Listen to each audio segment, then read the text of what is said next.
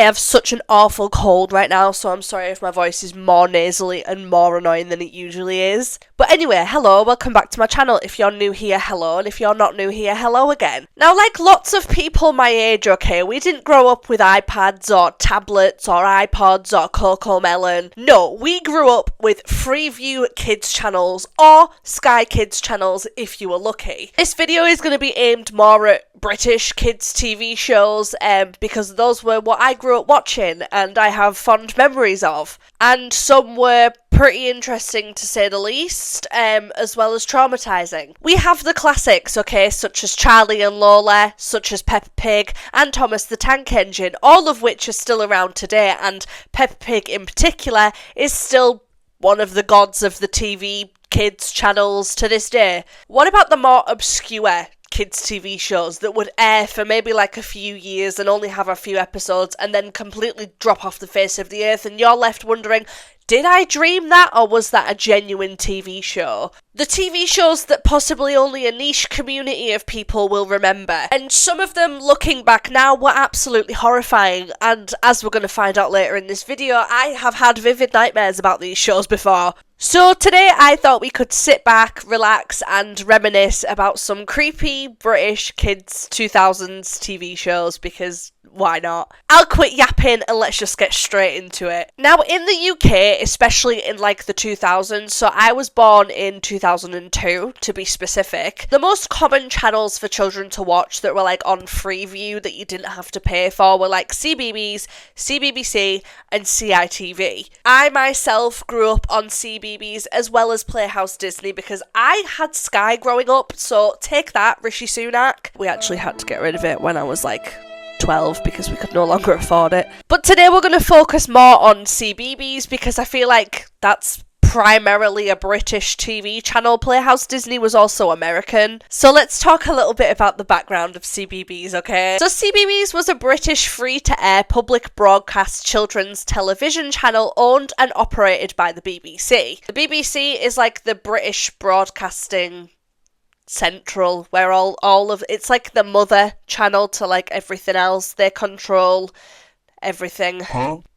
Yeah. CBeebies is also the brand used for all of the BBC's content that is aimed at children. The channel was aimed for children ages 6 and under, but you catch a lot of older children watching it as well. Whereas its sister channel, CBBC, was aimed for children above 6 to age 12. But again, you'd catch older children watching that because there were some banging shows on CBBC. It would broadcast every day from 6 AM to 7 PM. And it would be wrong of me to not mention the horrifying goodnight screens that would air on this channel at 7 o'clock. When that appeared on TV and you weren't in bed, you knew you were screwed because it was definitely past your bedtime. The channel was actually launched back in February of 2002, which makes me feel so old because CBeebies is only 3 months older than me, and it still airs today. CBeebies is like the British staple channel here. They have theme parks, they have merch, they have mascots that consists of these like tiny little yellow blobs that don't speak but just make a liquidy noise and jump about the screen, like the baby sensory fruits that are pretty prevalent today. Before sensory fruits, we had the CBeebies yellow blobs. They also had a website with flash games back in the day, like, and I've said this before, bring back Adobe Flash Player. They were absolutely fantastic. It was home to shows such as Tweenies, Big Cook, Little Cook, and Hey Dougie, which, again, a classic. But back in the day, CBeebies was host to more niche shows that were, well,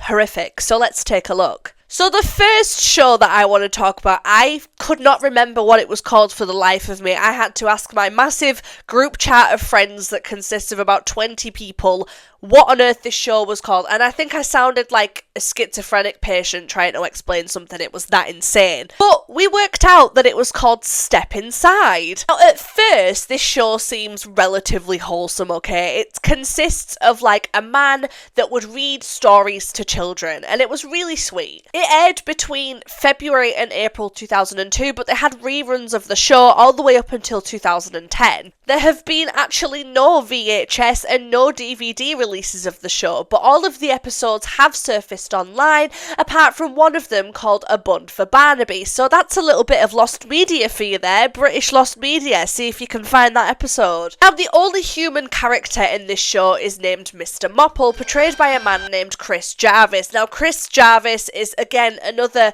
British childhood staple of an actor. I think he is presenter because he was in every show. He would, present CBBS in the morning and, yeah, he was a very recognisable face for children around that era. Maybe still is today, I don't know. But he was a groundsman for this house, okay? And whilst he was doing these jobs, Mr. Mopple would hear, a noise coming from this house, and a face would appear on the side of this house, and not like a little happy smiley face. No. A face that looked like this. That is what nightmares are made out of. What is going on? So this face would appear on the side of the house, and it would tell Mr. Mopple that he has to come inside this house. He had to step inside this house and read a bedtime story to all these children. Why? Because he was going to curse the next 4 generations of his family if he didn't. Here's a little snippet from the show, I guess. Step inside all those who love stories. Look and listen. We've tales to tell. Of fun, excitement, magic, adventure. I don't care what anyone says, that is what nightmares are made out of. Step inside? No, run away. Run far away. But inside the house, it doesn't end there because there was more nightmarish creatures that were there to speak to Mr. Mopple. There was a cat named Twinkle, and Twinkle was a talking cat. Again, not genuinely horrific, but still a little bit eerie. There was Boris, who was a talking bookcase. And there was Chloe the clock. That clock, who was behind the design of that clock? Who made that clock? I just want to talk. And I just want to ask, what on earth was going through your mind? I mean, I know this was all the way back in 2002. I get it. It was 22 years ago. I don't care. Okay, I don't care. That is terrifying. The show had a total of 50 episodes too, and 2 seasons. So it was pretty good. It had a pretty good run. But the house is essentially alive and it's horrific, and I don't like it, and I never want to see it again. So let's move on. And the next show that springs to mind when talking about horrific childhood trauma is the Numberjacks. But the reason why I say the Numberjacks is not because of the TV show itself. No, I used to quite enjoy the Numberjacks. But the Numberjacks villains are the most scary things that 4-year-old me ever had to witness. The Numberjacks was such a classic TV show back in the day. If you're unfamiliar, it was actually one of my favourites, and it combined animation with real life, which was pretty impressive for the 2000s. Aimed particularly at children between ages 2 to 5. Keep that in mind, okay, because this show was aimed at children aged 2 to 5, and it was shown regularly on CBBS as well as the BBC channels. There were 67 episodes produced of Numberjacks, and the show focuses on mathematics, if you couldn't guess. So what were the Numberjacks? Well, the Numberjacks were just little numbers, and they used to live inside a human settee. They'd fire out the arm of the settee and help children with their maths problems. Yeah, I know, it sounds like someone has come up with this high. Do you know what I mean? It sounds like someone has come up with this off the face, but I promise you, this was a real TV show. The main characters were 3, 4, 5, and 6, with other numbers popping in and out very occasionally, such as 0, 1, 8 and 9. But they would investigate these issues that were caused by the show's antagonists, and those were the meanies. But what were the meanies, you ask? Well, prepare to be traumatized. So first of all, you had the number taker, okay? And the number taker was a guy dressed in a white costume that would wander around, didn't speak, didn't say anything, no expression on his face, and he had this vacuum in his sleeve and he would suck up the numbers. 2 to 5. The next one was the problem blob, which was a green animated blob of slime, and when he opened his mouth, occasionally an eyeball would pop out and he would spit slime on different things, and that's how you knew he was nearby. You had the puzzler, which was a giant floating head that would trap the numbers in his bubble and make them solve a problem, and if they didn't, they'd pop. They'd die. That was it. And I actually had a vivid nightmare about the puzzler. I have a very vivid memory of hiding under my grandma's table while the puzzler was floating around in the living room. There was Spooky Spoon, she was just a bitch, a baddie if you will. And there was the Shape Japer, which would constantly change the shape of things, but look at it. Ages 2 to 5. They all had their own songs as well, their own theme tunes, which if you're curious, go and have a look at them on YouTube. I don't want to play them on here for fears of copyright, but if you are interested, go and check them out and you'll see exactly what I mean. Again, 2 to 5. What were they thinking? What were they thinking? You didn't only have one villain. Oh no, you chose 5 villains. 5 horrifyingly real-life plus animated villains that had their own little song, and every time you knew that they were coming on, you could hide behind the settee, because no thanks, no thank you. Parents nowadays are worried about what their children are watching on their iPads, but back in the day, you didn't have to worry about that. We were watching it on our tellies. Not only were we watching it on our tellies, we were watching it on CBeebies. Anyway, moving on. The next show is Grizzly Tales for Gruesome Kids. Now, this one was aimed at a much older audience. However, it didn't make it any less horrific. I feel like this show is definitely a given when it comes to childhood trauma, because I feel like that was the whole show's point. It was its intention. Whereas Step Inside and Numberjacks was maybe unintentionally scary. But this show was known for its surreal black comedy and horror, and the franchise was really popular with children. It was actually, I'm sure that this one was aired in other countries such as the UK. It was actually the most watched programme on CITV in the 2000s, airing officially from 2000 to 2006 with reruns running constantly. So this show would start with the main presenter, this fella here, and he had a pet spider, and he would basically introduce the story of a child that was being a little basically. A typical day in the life, what they did, why they were wrong, and how it was solved. How did this child, change their life for the better?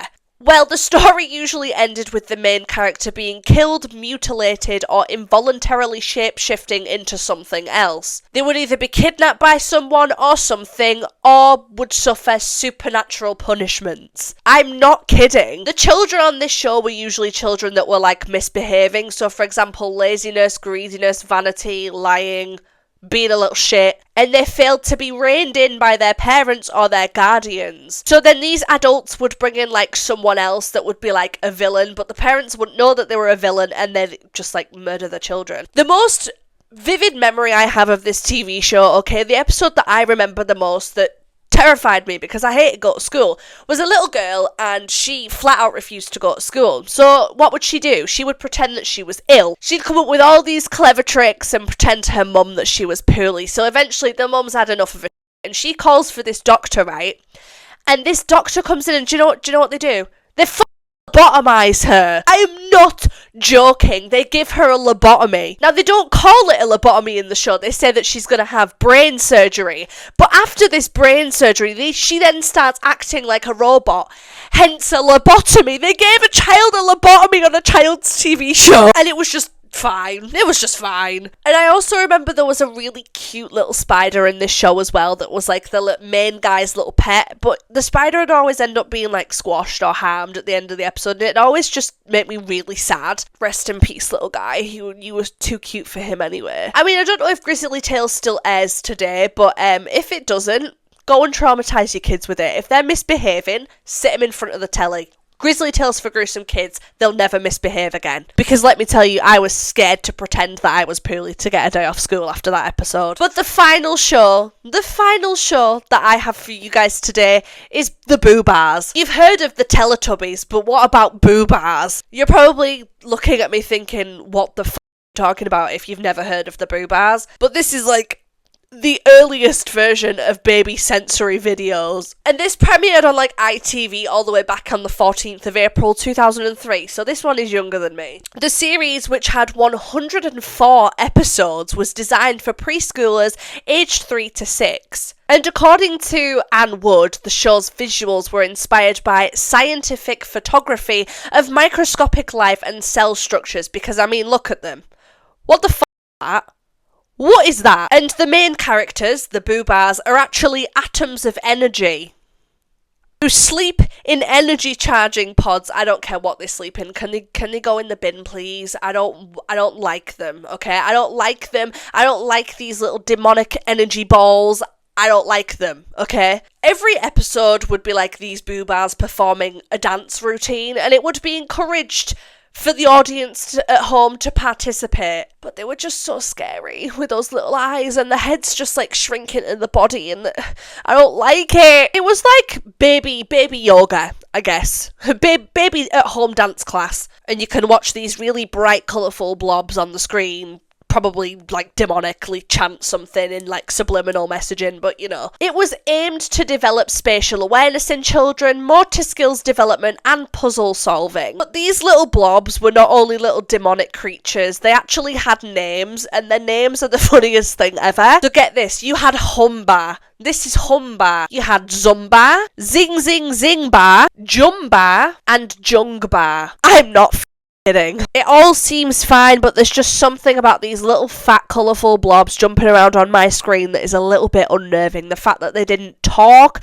they just made like really weird noises. The way they moved, the way that they danced, definitely set some children on edge. And on top of it, like I've just said, they didn't speak. They didn't talk. They just moved about, like waddled about in the most weird way. Honestly, the show was an entire fever dream, and when I remembered that it existed, I had a hard time remembering whether or not it was a random dream or whether it was something that aired on TV. So yeah, in conclusion, if you're a new parent and you're worried about what your children are watching on their iPad, you know, you feel like you're losing a little bit of control because they're watching so much Cocomelon, well, just remember, Gen Z had it pretty tough too. Instead of having iPads, we were blessed with it on TV. We didn't have the luxury of choosing what we watched, okay? We were just plonked in front of the telly, in front of the horrific things such as Boob Bars, Numberjacks, and Step Inside, and then left to our own devices. Whereas your children can pick what they watch, and that's on them. We didn't get a choice, okay? We weren't allowed to choose. But yeah, thank you so much for watching this video. If you have any other niche kids TV shows that you want to put in the comments, please put them down below because I would be so happy to make a part 2 of this video. But thank you so much for watching. If you want to follow me on any social medias, they are down below in my link tree, and so is the link to become a channel member. But I will see you in the next video. See ya!